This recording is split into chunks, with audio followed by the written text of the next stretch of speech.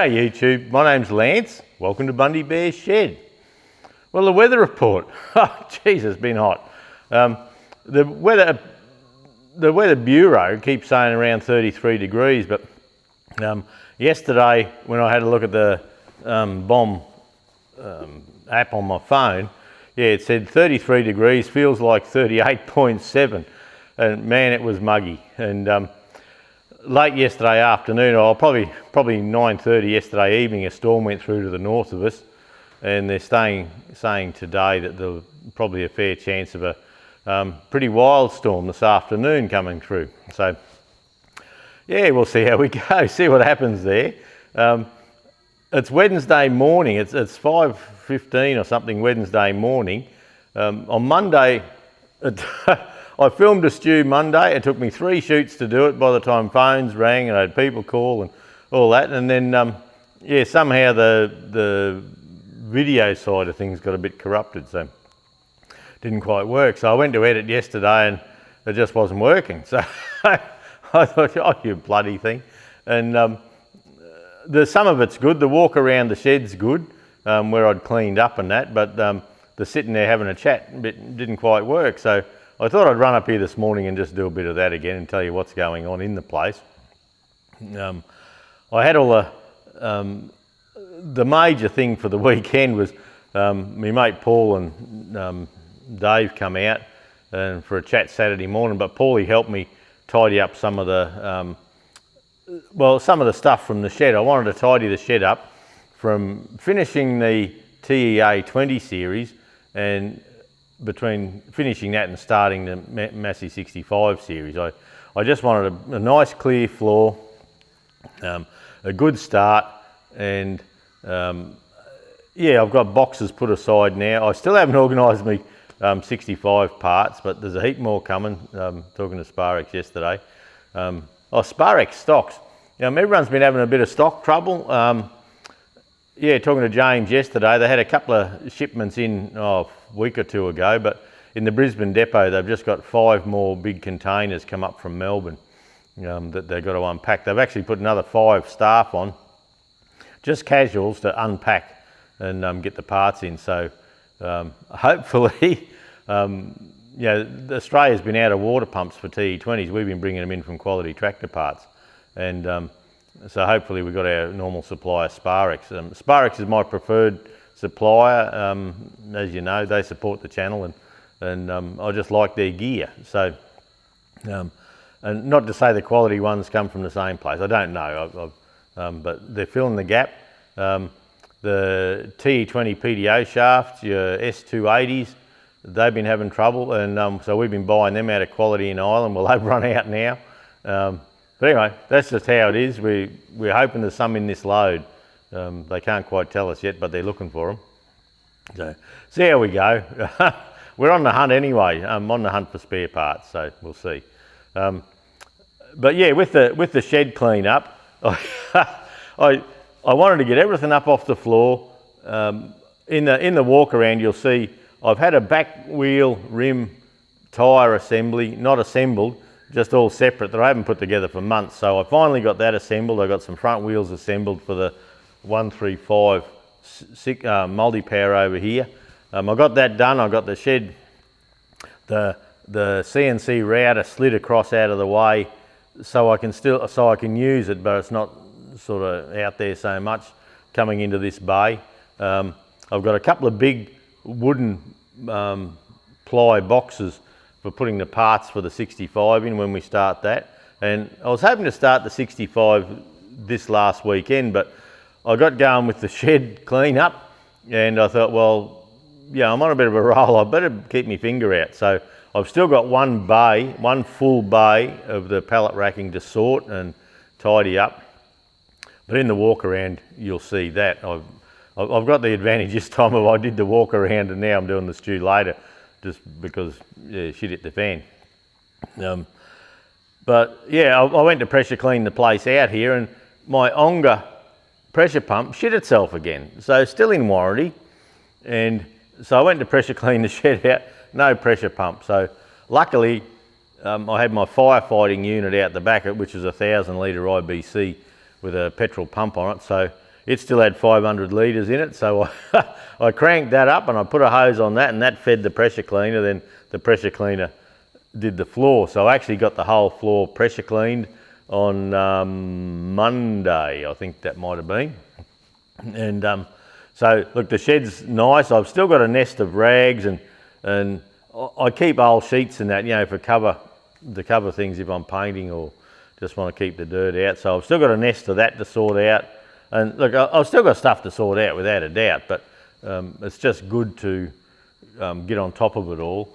And the 65, I've actually got room around the 65 for the forklift.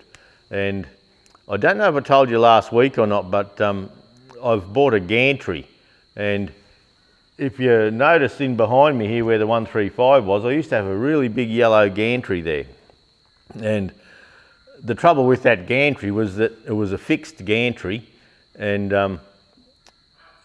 being a fixed gantry, once I had a tractor in it there, it was useless. Like I couldn't use it again until I shifted whatever it was out, and often they weren't mobile. So I got a mate Dave, and he's got dicky knees, had trouble getting around a bit, so I've donated that to Dave, and we're going to have a work and be at Dave's place in a few weeks to assemble that and get it all going for him. And I've bought a new one. So when I did the stew the other day, I didn't have it yet, but I got it last night, and I stayed up in the shed here last night putting it together. So I might give you a quick look at that. It's a Hare & Forbes 1 tonne, and it's got extendable legs that go up to 3.7 metres. So I've got it 3/4 assembled. I've still got to put some of the little knickknacks on, but I ran out of time last night doing that. But back to the pressure pump. I'm all over the road, eh? Back to the pressure pump. I took it into McCracken's in town here, the Onga dealer, and they said, this has been here a couple of times before. And they've been telling me because I've been running it on an extension lead, that can fry the boards. And I said, look, I call bullshit really on that, but that same lead, we can put a caravan outside, run the aircon, the whole battery charges, everything on the caravan, on that one lead, no worries at all. And they said, yeah, but there's something about them, the leads fry them. So I said, well, look, it's still in warranty. And they said, oh, look, we're not sure we'll be able to give you a warranty on it. And I said, well, look, just try for me. If I've got to buy a new box on top for $200, I'll buy it. But I said, can you try? And they said, yeah, no worries, we'll try. So yesterday I was in town with the pump, and they rang me and said, look, Onga has got a record of your other 2 warranty claims on this. And they said, as a thing of goodwill, they'll replace it again. But they said, this is the last time. It comes out of warranty in April. But they said, look, you really need to get it off that extension lead. So that's the plan. We are going to get it off the extension lead. I've got to get in behind the bandsaw where my old pressure pump was and set it up there. I'll probably try and set it up out the back of the shed if I can. So, but yeah, that was very good of them. And we've actually got a suction filter on the pump now, because the one at the house, there's a little bit of shit's got in the little check valve on the top of the pump, and it keeps leaking back. So this brand new pump, we're going to put at the house. The older one from the house, we're going to bring up the back, and I'll try and clean that valve out and get that going. So that's okay. That's another job for next weekend. I don't need the water here this week. I just haven't got time. And in my big shed clean-up, yes, Saturday evening, Jude says, hey, the kitchen tap won't turn off. And the kitchen tap, the hot tap, you could turn it and it'd sort of jump the thread, which means, you know, your washer can have collapsed or something like that. But it was an old tap, so as soon as Bunnings opened Sunday morning, into town, and I've got it was $77. I've got this nice tap that it's just a mixer, and it comes up and over, and you can pull the hose out and wash veggies and wash things and click it back, and it's a nice thing.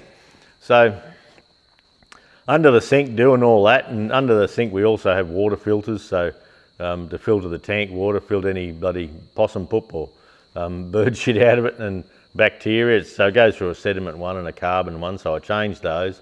And the taps on that's been dicky. So I have bought for up the back here for the shed, I've bought a 3-bank water filter for drinking water in the shed here, because I've been buying those little bottles all the time, and they're cheap enough to buy, but it's probably not the right thing to do. So I've got a couple of alloy water bottles, and I'm going to get that filter set up in here so we can just have a little tap and away we go. So yeah, it had a beautiful tap, nice big curve on it in that kit that matches the kitchen one exactly. So I lost my new tap, which doesn't matter a toss for a shed, and I've got the older tap up here, and so that has to happen next weekend as well. So we'll see how we go. So my weekend, the plans didn't quite turn out 100% right, as I was hoping, but anyway, it come out okay in the end. And getting the big cleanups was a great thing. Now this here, the elephant in the room. This is if you remember where I do my stew normally, up the back there, I've got the bench with the Bundy Bear shed bits, and to the right, or to this side anyway, I've got a big red toolbox. It's a 53-inch Renegade bottom box like this, and a 53-inch top box, and that's where I put my tools, and I've got a few parts and that in there. And it's a bit high for putting sound gear and all that sort of stuff on top of it. So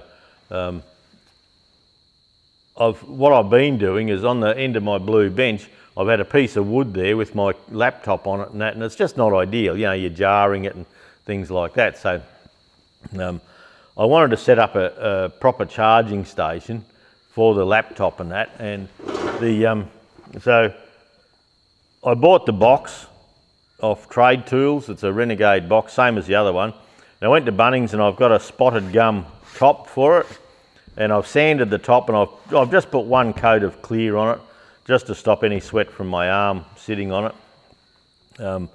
This piece of alloy checker plate here, that was left over from doing the ute, so I trimmed it to shape and I put it in the folder, and I folded it all up, so I've got a backing board on it for like hanging my Olight torch and things like that while we're charging it. And so I've got the laptop goes here. I've drilled a hole in the back there to drop the cords down for the camera charger, and a power board here. It goes down the back, and the idea of this is I can wheel it to wherever I'd like it. I can have the laptop that end, I can have the workshop manuals the other end, and yeah, say this, well, this is a book I use a lot. It's a Sparex Massey Ferguson replacement parts book, and you can't buy these anymore, I believe. I tried to get spare ones, but they're just not around. If you're overseas, the part number is S700224, and once they went online with the parts catalogue, there's no sense in making books that are outdated the day they go to print, sort of thing. So the catalogues, the copies of these catalogues are on queenslandtractorspares.com.au in the catalogue section. So if you go down to have a look at and you go down in the catalogue section and you look for Massey Ferguson, that whole book is there, and you can either click on it and read it, or you can click on it and download it as a PDF file onto your system. And so whenever you're looking for a part, you don't have to use data each time looking for the book. You can actually download the whole thing onto your computer. You can print just this page out if you want. You know, what's that? Page 113. You can just print page 113 out and head to the shed with it. So I've also got, my neighbour Grumpy Dave gave me a Massey 188 workshop manual the other day. Yeah, just when you think he's a grumpy prick, he comes good. I was telling you that. But yeah, so what I want to do, I want to be able to put my workshop manuals up here, have a clean area that's not getting jarred all the time from the bench, have my laptop here, and the sound equipment. I'm thinking, whoops, that's no good, Lance. I'm thinking of, this is the bit off the top of a tripod. I'm thinking of putting that, say, there, and I can get this sound equipment up where I can see it and yeah, run the road microphones and that. But look, I don't know. This piece here is just sitting there at the moment, so I've not decided where that's going, whether it goes right up one end. It can fit on the edge of the toolbox down here. That's where it was supposed to go, where the bolts hold it in place. But I just haven't worked out where that's going to be the handiest yet. But you know, it gives me it gives me a shelf for my GoPros and you know, my spare microphones and things like that. So yeah, this took a little bit out of the weekend tidying this up. It's 13 drawers, 53 inches long. In town here they're $950 and they had it in stock, so I just whizzed in and got one. And yeah, this spotted gum top's quite nice. So this is going to be, it's a charging station for the cameras and all that to keep them away from the vibration. Laptop station, it's just like a little office desk that I can wheel around to where I need it. It'll probably sit up the other end in front of the folder. It sort of fits nicely in front of the folder, so it's got good light and power source and all that, but I can wheel it anywhere and pop a lead in the back and have the full-blown kit working. This power board here, that's probably getting replaced. I bought one yesterday. Instead of having these Samsung chargers and all that, I've bought an adapter that comes, that's sort of like this, but it's got 8 USBs and it's got a digital readout to see what's drawing what to a maximum of 8 amps. So if you have one thing charging, it'll give you a maximum of 2.1, which is a safe thing at 5 volts. And but the sum of the whole 8 of them can't be any more than 8 amps. So, but it gives you a little readout of what's using your power and what's not. So that'll come in. It may even tag along to the end of here, just so I can use these power points for laptops and things. And like the camera charger, well, that goes into 240 volts here. So, but I do have a USB one. So look, we'll see. Who knows? So, yeah, that's a nice little thing. It's a little bit flimsy up the back here yet, so I may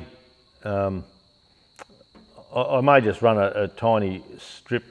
If I woke up to that earlier, I could have left that top a little bit higher and just folded it back on itself and had that firm. But now I've got to where I don't want to bug around with it anymore. I've had to put a little screw in here, into the board and through here, so it doesn't force backwards, because originally I did have a plan of you know, just popping my books out here, but then I thought, well, they only get dusty and dirty there. There's no sense in doing that. So yeah, they can go in the drawer. There's room in the drawer. So this top drawer, there's room in the drawer for some of the camera gear, the bags that I put them in and all that. So that's a nice little thing. It's a nice addition. I've been spending up well.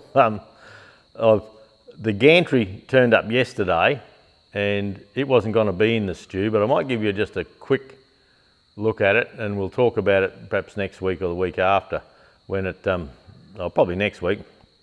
It's got brakes and it's rated at 1 tonne, and I've still got to put the girder monkey on it and the endless chain and all that. So there's a bit to do, but it's here. I got the base part assembled last night. So and that was Hare & Forbes had a special on it. It was an Australian Day special, and I think it was $9.50, and it also had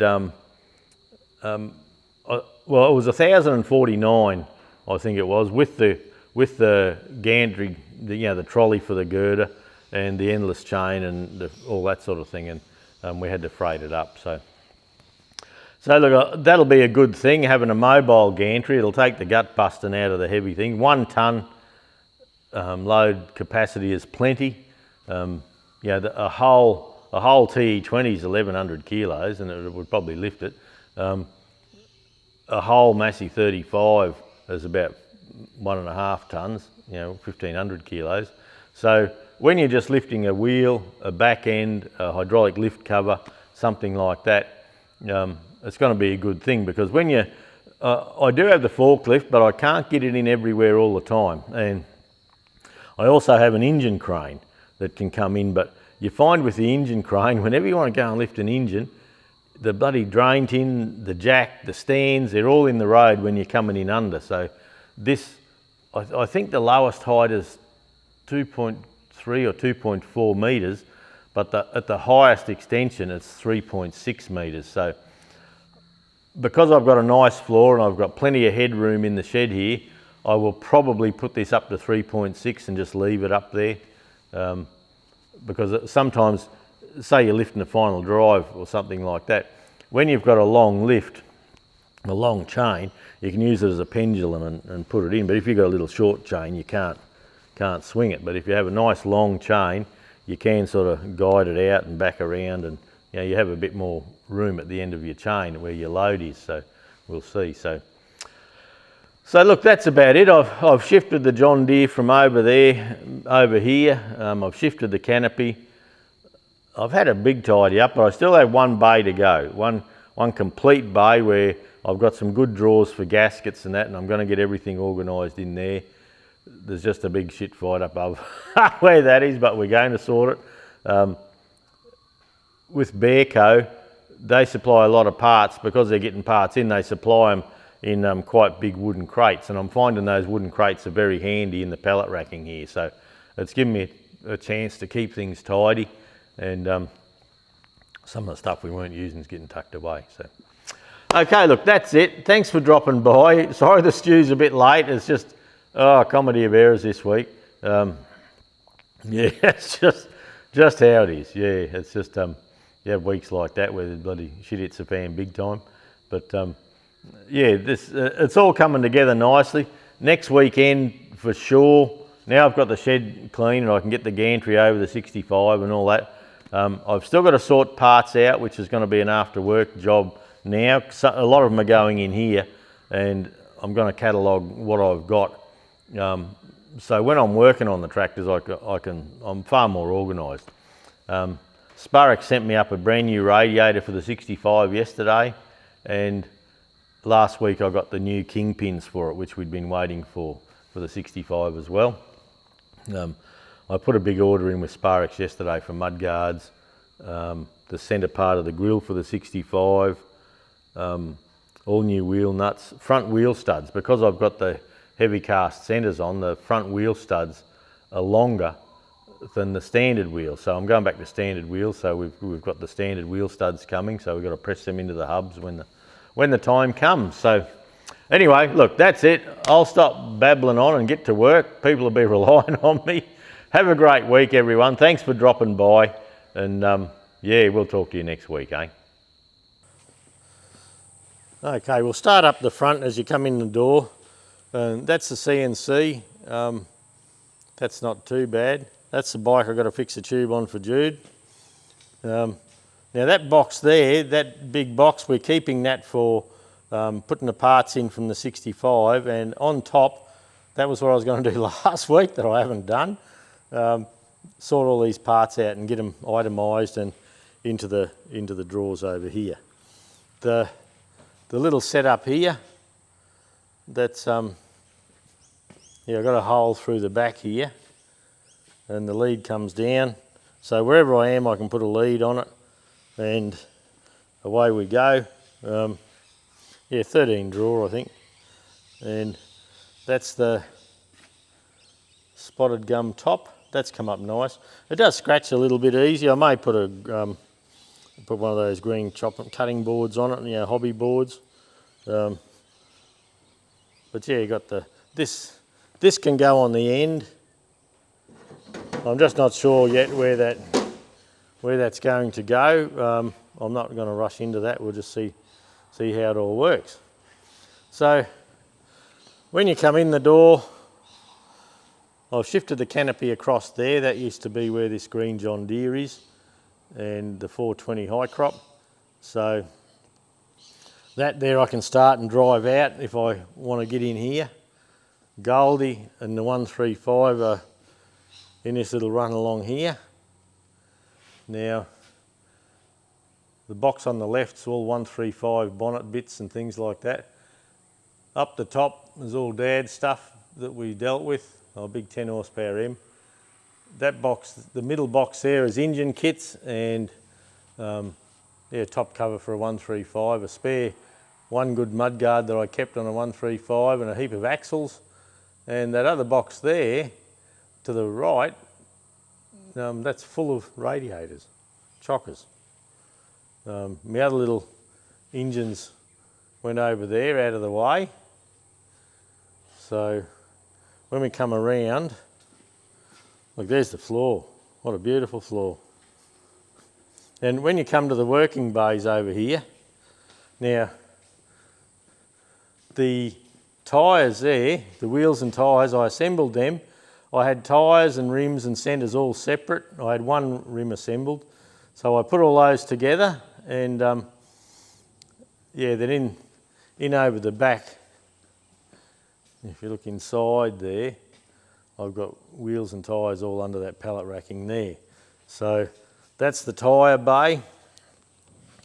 The first box on the left there is the TEF 20 parts for when we get to that, and a Farmall 100 parts. The second box is old hydraulic bits, and the third bit's an old valve grinder and things like that. Then we've got the mudguards for the 135 when we get to it, and a few dirty old motors. Now, this bay here, this has to be done yet. And you can see all the junk. Well, underneath has to be sorted. I'm going to use the grey drawers for gaskets to keep them flat. And that central bay there, with all the junk in the boxes, that needs quite a bit of time put in. And I may get to that next weekend. Then up the top's they're just TE20 bonnets. I've got 3 brand newies and 2 old ones and bits and pieces. So when we turn around from there, that's the 135. And that's the hoist bay. And the TEA's under there. That's all that stuff. There's that 23C engine I pulled apart to have a look and measure up. That's going to have to go into a box soon. There's the other toolbox. So my new one is just the bottom half of that. So the bench is still untidy. I've been using it as a bit of a spot to put stuff to sort. The 65 is in the bay, and it's got to come back yet. I just pushed it forward in the bay just to just to get it up out of the way for shifting the gantry and that. So, but yeah, the 65's in the bay. The other T20 was long ways. I think I'm going to do this that way. It just depends. When we get the gantry, I can always turn it around if I want to. That's my normal tool trolley. I've got an engine stand ready, and the other engine stand with the 23C on it. It'll probably have the gearbox out of the 65 on it, I would say. So 2 of them. Then I've got a mate bringing I think it's an F12 engine. He's asked me to do it. And I said, I've never done one of them. And he said, you want to do it? And I said, yeah, all right, so we'll do that. So that's the 135 tracking tractor if I ever get interested again. That bench, that's 20 foot of junk. I still haven't done anything with that. And normally, when I'm working in this bay, my new bench will sit in front of the folder there. So that'll give me plenty of room. It gives me room, it gives me good light. I've got a power source there for charging stuff, but where I've got it up the other end at the moment, look at this, a nice clear walkway. Woohoo! And yeah, the forklift's right up the back. I'll probably, like I say, I'll probably tow this 65 back and yeah, see. I've actually got enough room now that if I split it, say on this line in the concrete here, that gives me a light exactly above it, and that's a good thing. So it's straight up. So I'll probably have a look at that and deal with that. But yeah, I need to clean the bench, and this corner where that board is where my laptop used to sit, and it was never ideal. They're new kingpins for the 65 here, and I still have to tidy that bench. I have a little job to do on that 23C head. It's only for a video, and then it can go away with some other parts until we sort this 65 out. What an old darling, eh? Anyway, a lot of work there. But yeah, when we come back up here, I've just got these big stands out at the moment. There's 2 of them out. They're going under the 65. And Kelly Dog's having a bit of a snooze. But yeah, the light's playing up with us a little bit because it's late in the afternoon. But yeah, look, we've got plenty of room at the moment. So hopefully it won't be too bad. I'm a bit excited about this bench. That's a nice little project. It came out well. I'm liking that. But anyway, okay, that's our little walk around. The gantry. If we go out the front, hopefully, they're pallets that I had in there, and the gantry at the moment is over there, and between some of the joints and that, it needs painting, so Dave's going to come out and wire brush all that, and we'll go from there. So yeah, so things are looking good. I'm pretty sure the afternoons this week when I come home from work, I'm going to have to jump on the lawnmower, but hopefully the plan is through the week have that 65 settle down to wherever I'm going to try and leave it. I'll probably have to assemble a gantry first,